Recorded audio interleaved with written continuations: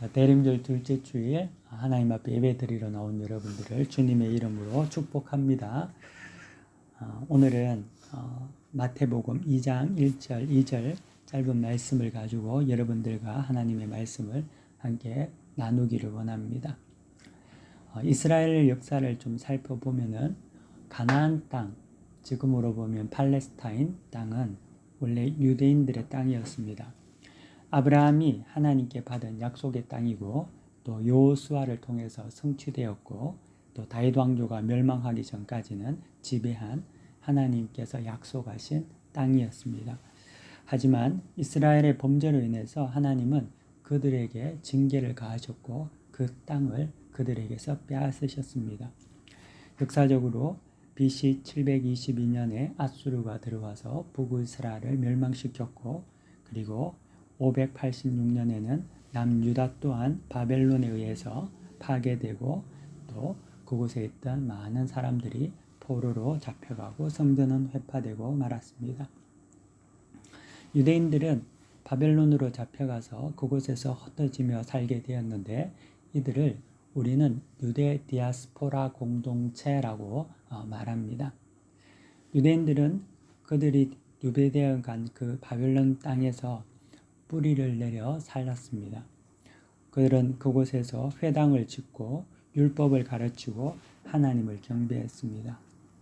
여기서 유대인의 회당이 시작이 되는 거죠. 그 후 70년이 지났습니다. 하나님께서 약속하신 그 예언에 따라서 유대인들은 바벨론에서 포로에서 귀환하게 됩니다. 바사왕 고레스의 칙령을 통하여서 모든 유대인들,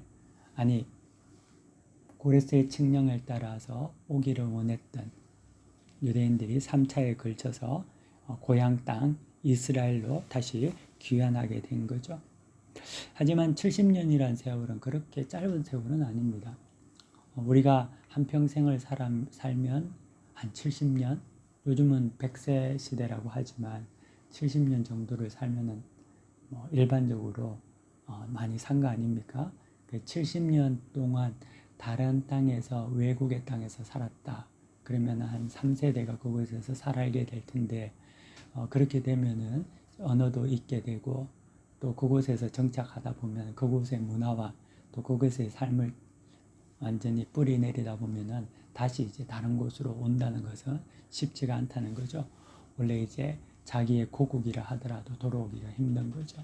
우리가 잘 알듯이 일본에 사는 우리 제일동포들이 한국으로 돌아오지 못하는 이유가 그런 이유들이 있듯이 유대인들도 그곳에서 70년이 지나면서 많은 디아스포라 유대인들은 그곳에 동화되어서 뿌리를 내리고 그냥 살게 되는 거죠. 그리고 그곳에 회당을 세우고 하나님께 경배드리고 율법을 가르치고 이런 삶을 영위해서 살아갔습니다. 자, 오늘 성경 본문에 보면은 그러한 어떤 상황 속에서 제 1절, 2절을 여러분들이 다시 한번 보시면 되겠습니다. 헤롯 왕 때에 예수께서 유대 베들레헴에서 나심에 동방으로부터 박사들이 예루살렘에 이르러 말하되 유대인의 왕으로 나신 이가 어디에 계시냐? 우리가 동방에서 그의 별을 보고 그에게 경배하러 왔노라 하니. 아멘. 성경은 동방 박사에 대해서 많은 정보를 주고 있지는 않습니다. 하지만 성경을 통해서 우리가 알 수 있는 것은 첫 번째, 그들이 동방에서 온 사람들, 박사들이라는 것. 그리고 두 번째는 별을 보고 유대인 왕에게 경배하러 왔다라는 것. 그리고 세 번째는 그들이 베들레헴이 아니라 예루살렘에 도착했다라는 것을 우리는 성경을 통해서 알 수가 있죠. 오늘 저는 이 세 가지 내용을 가지고 함께 좀 묵상하며 말씀을 나누기를 원합니다. 먼저 첫 번째, 동방에서 온 박사들에 대해서 한번 생각해 보기를 원합니다. 이 박사라는 단어는 원형이 마고스라는 단어인데요. 바벨론에서 기원된 단어라고 봅니다. 고대 바벨론, 메데, 페르시아 등지에서는 이 마고스라는 단어가 현자 또는 교사, 의사, 점성가, 예언자, 해몽가, 마술가 이런 것을 총칭하는 그러한 단어였습니다.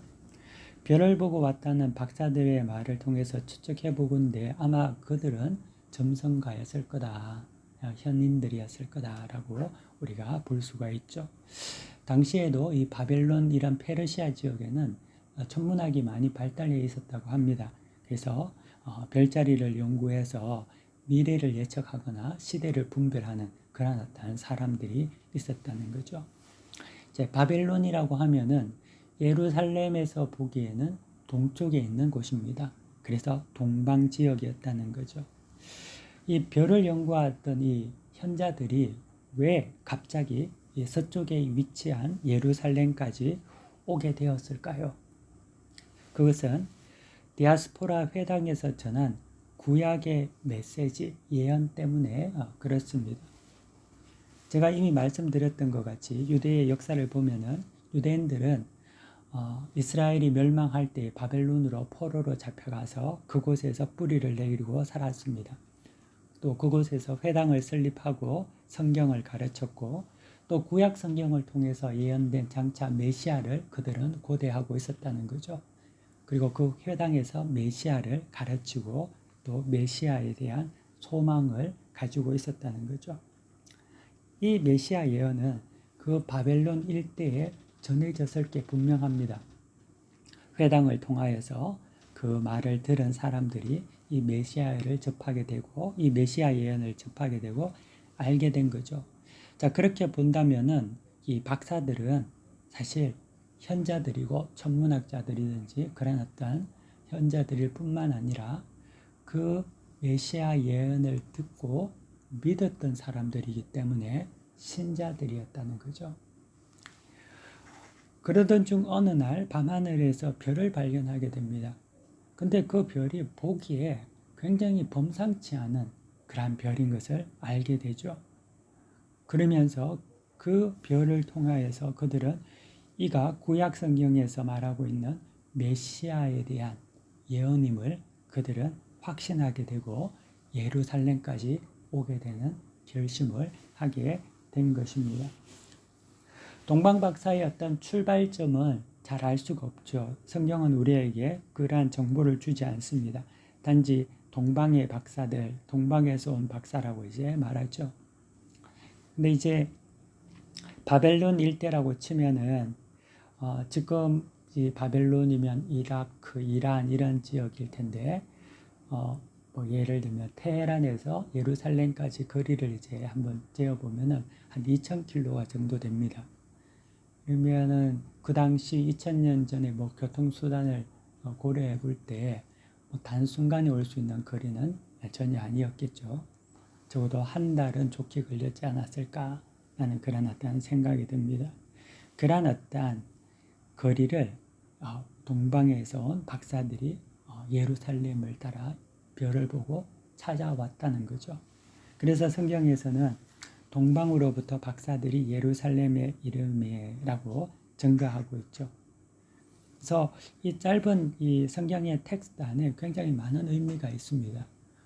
그 먼 동방에서 메시아의 예언을 알고 또 그 알 것뿐만 아니라 그것을 믿고 또 그 믿음을 가지고 2,000km나 되는 거리를 찾아서 오는 그러한 동방 박사들의 모습들을 우리가 상상해 볼 수가 있었죠.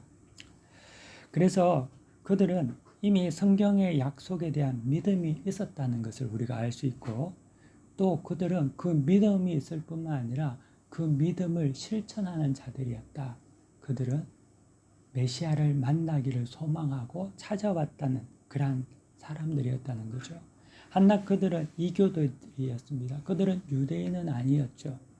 하지만 이교도인 그들이었지만 하나님의 뜻을 알게 되었을 때 그것을 믿고 직접 실천했고 2,000km나 되는 거리 걸어서 찾아왔다는 데 있습니다. 저는 이곳에 있는 여러분들이 동방에서 온 박사들과 같은 믿음이 있기를 축원합니다. 저 먼 동방에서 올 수 있는 거룩한 열심들이 여러분들이 있기를 원합니다. 두 번째, 유대인의 왕에게 경배하러 왔다라고 이제 성경에서 증거하고 있는데요. 신약 성경에 보면은 바울 사도는 로마 성도들에게 로마서에 이렇게 증거합니다. 내가 증언하노니 그들이 하나님께 열심히 있으나 올바른 지식을 따른 것이 아니니라 라고 이렇게 말하고 있죠. 어떤 이들은 비방하고 이간질하기 위한 열심을 내는 자들이 있습니다. 복음의 열심이 아닌 또 율법의 열심을 가진 자들이 있죠. 바울이 복음 사역을 할 때에도 바울에게 해코지하기 위해서 많은 열심을 내는 자들이 참으로 많았습니다. 열심은 좋은 것이지만 옳지 않은 열심은 해악을 가져오는 것을 우리가 알 수 있습니다. 우리는 어떤 열심을 가져야 될까? 무엇을 위한 열심이 우리에게 필요한가? 영생과 관계없는 열심이라면 그 모든 열심은 헛된 열심이 되고 만다는 거죠. 열심이 필요하죠. 게을러서는 안 되죠. 하지만 무엇을 위한 열심인가를 우리가 한번 스스로 성찰해 봐야 될 줄 믿습니다.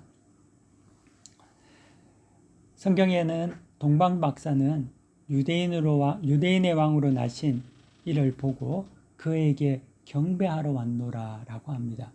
그들은 경배하기 위해서 열심을 내고 찾아온 것이죠. 그들은 다른 것을 제쳐두고 경배하기 위해서 그 먼 거리를 찾아왔다는 거죠. 아마 그들도 생업이 있었겠지 않겠습니까?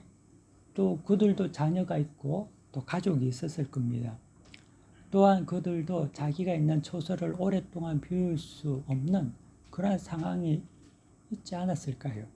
하지만 그들은 그 먼 동방에서 믿음과 열심을 가지고 그 모든 것을 제쳐두고 왔다는 데 있죠. 그리고 그 열심의 목적이 메시아를 경배하기 위해서 왔다는 겁니다. 여러분 혹시 자그레브에 정오가 되면은 대포 소리를 들어본 적이 있습니까? 자그레브에 사시는 분들은 아마 종종 들을 수도 있거든요.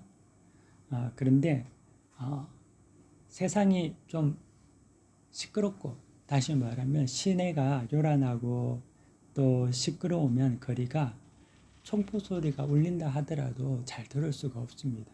하지만 거리가 조용할 때는 그 총포 소리가, 대포 소리가 굉장히 크게 들리죠. 우리의 어떤 삶도 비슷하다고 생각이 듭니다. 세상에 열심을 내면 낼수록 영혼의 소리는 잘 들을 수가 없는 거죠. 영혼이 아무리 크게 소리를 질러도 그 소리를 들을 수가 없다는 거예요. 내 마음이 분주하고 내 마음이 평안이 없고 내 마음에 세상에 열심이 가득 차서 그곳에 집중되어 있다면 아무리 큰 소리로 성령께서 우리를 두드리고 소리를 질러도 알 수가 없다는 거죠. 자그레브 시내는 지금 크리스마스 시즌이어서 굉장히 아름답고 또 사람들이 북적입니다. 온 거리가 요란하고 화려합니다. 그러다 보니까 세상은 너무나 아름답고 크리스마스의 어떤 대림절의 그런 어떤 것들은 있는데 정작 예수 그리스도는 잘 들리지가 않는다는 거죠. 예수님은 찾아보기 힘들다는 거죠. 사랑하는 성도 여러분, 여러분들의 귀를 세상의 귀를 막고 세상의 열심을 잠시 중단하고 다시금 하나님께 초점을 맞추시고 하나님의 음성을 듣기를 여러분들이 사모하시기를 바랍니다. 하나님의 음성을 들을 수 있는 법은 동방박사와 같이 메시아를 찾아 경배하러 오는 것입니다. 별을 보고 와야 된다는 거죠. 그것에 집중할 때만이 하나님을 만나게 되는 거죠. 그래서 여러분들이 이 예배의 장소, 경배의 장소에 결단하고 왔다는 것은 참으로 큰 의미가 있습니다. 왜냐하면 세상에 혼란스럽고 시끄러운 그 소리를 잠시 접어두고 이곳에 와서 하나님의 음성을 듣고 다시금 여러분들이 하나님께 초점을 맞춘다는 것, 경배한다는 것은 동방박사가 우리에게 보여준 모범을 따르는 것과 동일하다는 거죠. 우리는 경배할 때 메시아를 만났던 우리 동방박사를 기억하여야 합니다. 그렇기 때문에 우리 또한 여러분들이 하나님을 경배하는데 초점을 늘 맞추시기를 바라고 또 말씀을 읽고 기도하십시오.